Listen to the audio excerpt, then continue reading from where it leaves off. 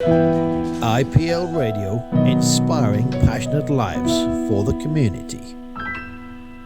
Hello everyone, and continuing our busy morning this morning, you're with Karen here, and I've got joined with the amazing Sarah Blake. Hello, how are you all? We are very good, and we're delighted that you have come to join us. Although we do not have any conflict going on in the Inspire studios, we are all best of friends.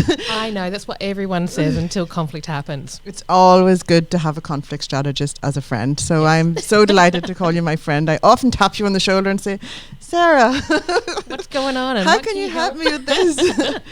So I am always fascinated by what you do and the amazing work that you do. And you do amazing work in helping keep, what could be very disruptive scenarios. You always find the best case scenario solution.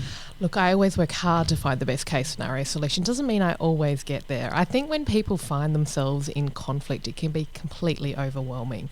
And people often will try to ignore that there's conflict there, or they kind of flare up and want a big fight about it. And I always say that neither of those two options is going to get you a good solution. So it's all about helping people calm down in a way and take a moment and breathe, and then we can start problem solving. Yeah, absolutely, isn't it? Everybody has to come to the table for there to be that level playing ground. And yeah, look, when you're in conflict, you can have external conflict, so there's usually someone else involved, right? You can't get your own way, and you want to try and find a way to get what you want, or perhaps you just want to win. But sometimes we have internal conflicts ourselves where there's confusion. So conflict happens where there is confusion, where there is a misunderstanding, or there's difference as well. And it's about how do you deal with those differences? How do you find an agreement when you both disagree really deeply about the things that matter to you? So how do we, Sarah? Come on, that's the golden question, isn't it? The golden goose, yeah. And then I'll be out of a job completely. Yeah. Just give us some little insights. Come on. Look, absolutely. When you find yourself in conflict, the first thing I say to everybody is just take a moment to breathe, because it's not going to help anyone. We're so busy when we find ourselves in conflict that we react. And we react with anger, or we react with tears, or we react for a fight. So really the first top tip is to respond. And that means calming down those emotions, not dismissing them, but just slowing them down a little bit, so you create a moment of space to respond rather than react. Top tip. Counting to 10, does that help? Do what you have to do. Breathe. Go for a little walk. Step outside.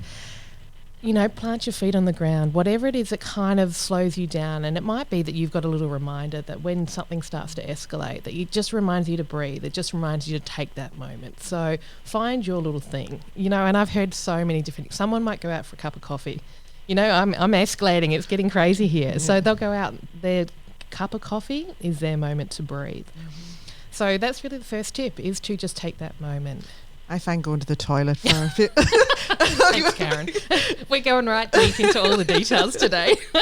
That's the joy of being a mum of 6. Yes. The toilet is the sanctuary. It's no longer the sanctuary that it was, right? You can't lock that door because the kids now know how to unlock that door. Yes, but I have a firm grip.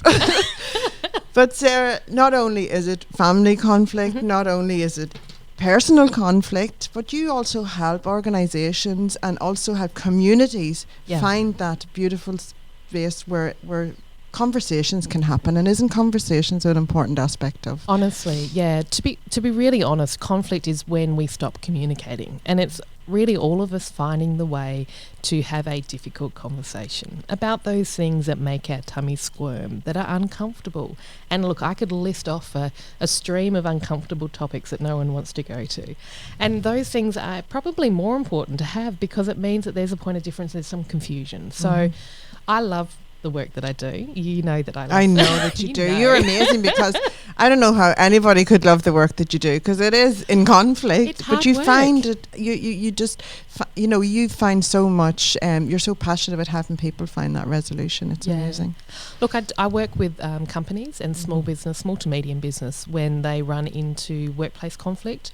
Perhaps they've got staffing, and that can go really bad. I'm dealing with some really bad ones at the moment, and it's just, look, people get overwhelmed, and because they've put off dealing with it, it often reaches a point of escalation. So it might be a workers' compensation claim or the need for workplace mediation.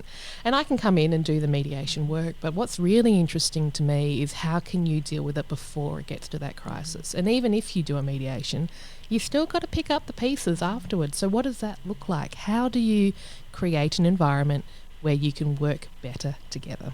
Prevention rather than cure. Absolutely. It's always the best, isn't it? It is, but here's the thing. I don't want to prevent conflict. I want us to learn positive to change. Yes. engage constructively with it. Yeah. It's a mindset shift. Yeah, it is that. I have the same kind of perspective around challenges. People go, "Ew, yuck, challenges. I don't want challenges."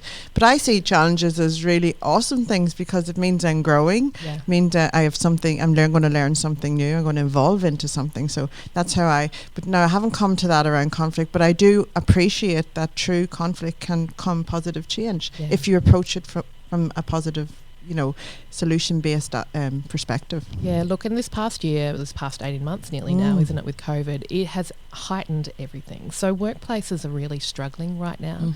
And all those little annoying habits that your work colleagues did that kind of didn't bother you, right now they're really bothering people.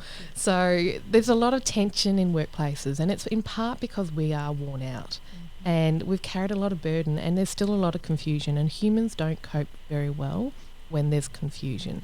And so naturally we're going to respond pretty poorly. We're less patient, we're less tolerant, conflict happens, right? Absolutely. And we are very lucky here in Perth and Western Australia that we haven't been so impacted, but we can feel the energy and how unsettling the world is right now, and we all feel the ripples of that. But it's a global thing, and everybody, whether you work with people all over the world, don't you? Yeah, I do. I'm working with people, locally in Alice Springs even. I'm working with people across the US and in UK and in Ireland, which has been absolutely fabulous. And there's so much commonality in the conflicts that people are dealing with. And in the moment you might think it's uniquely you, but fundamentally we are just human, and no one likes the conflict, and we're all a little worn out. And so it is about how do we change our mindset to be able to say, okay, this is not pleasant, but you know what, if you lean in and you have those hard conversations, it can be amazing what transforms from it. That's where innovation happens. That's where growth happens. And these difficult moments are presenting us with an opportunity. It's saying there's something to learn. Absolutely. Inspired thoughts from the amazing Sarah Blake there. So you did touch on Ireland. Now, we're not going to give away all the secrets, but I would like to tell our listeners that myself and Sarah found ourselves in an Irish castle in 2019 together. We even bunked in the same room for a few nights. But and it was really, it wasn't strategic to have a conflict strategist with us, but it was really good sense. But it was the most amazing experience that there was no need for a conflict strategist because everybody gelled. Like, we were in a castle with like millionaires and things. It was really amazing experience. So let's talk about that. Share about your insights. Look, I think that was quite a transformational experience for me, and talking about really exposing yourself to a different caliber of people that inspire and push you on and get you thinking broader. I'm really appreciative for that. I really loved some time just for me. I think we're all so busy.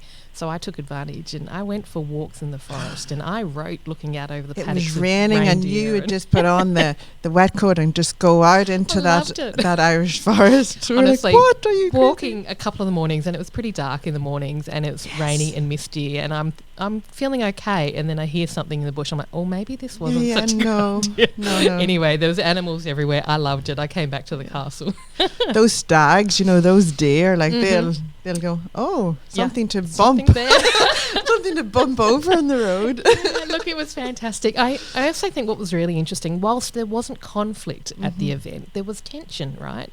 There's always tension when you bring diverse people together. Yeah. And I remember I facilitated a panel discussion about a really hot topic. And we all think we're professionals, we've all got this, but hot topics are issues that really stir up emotions, right? And so I really enjoyed leaning in and having to manage a whole pile of egos, a whole pile of heightened emotions. And a stirred pot. A stirred pot. And to bring them through that, let them stay in that, but also bring them to a point where they felt like they were all heard, and they felt like, okay, it's not hopeless. There is some way to move forward in this. And I it think is that, that isn't it, though, Sarah, that a lot of frustration and anger comes from people because they feel that they're not heard, and that their voice isn't being validated, and that there's a lot to learn from that, not just in our homes, but in our communities and in our world. Yeah. It really and truly is. Oh my goodness. Sarah Blake, thank you so much for joining me. Can we talk about, you have 2 books. Yes. One you actually wrote most of at the Castle, which you didn't expect to come in. It's a poetry book with some beautiful photography from the Castle and from South Australia as well, isn't there? It is. It's a book it's called Grounding, Peacemaking, Leadership and Conflict. And it really is, I've been writing poetry all my life. I think my dad introduced me to poetry writing, and it helps me process the conflict spaces that I'm dealing with. So when I do a lot of remote Aboriginal community work, and often when I go up there, I just need to reconnect, and I need to refocus on why I'm here, and kind of offload some of the high emotions. And so my writing has been my meditation in a way.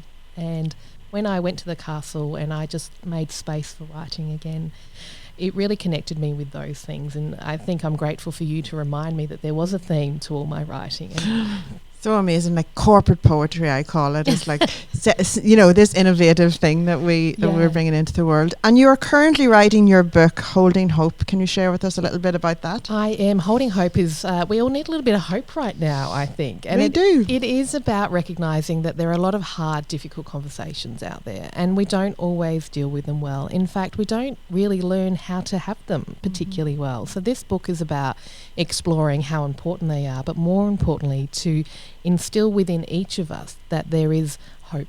There is a possibility for something amazing to emerge from these conversations. And it's about helping you each find your own inner hope instead of being reliant on other people for it. There we go. We all need holding hope in our lives, honestly. And maybe even gift it to our loved ones. It could be the best gift ever. Sarah, where can everyone find you and come and check you out? Well, check out my website, smblake.com.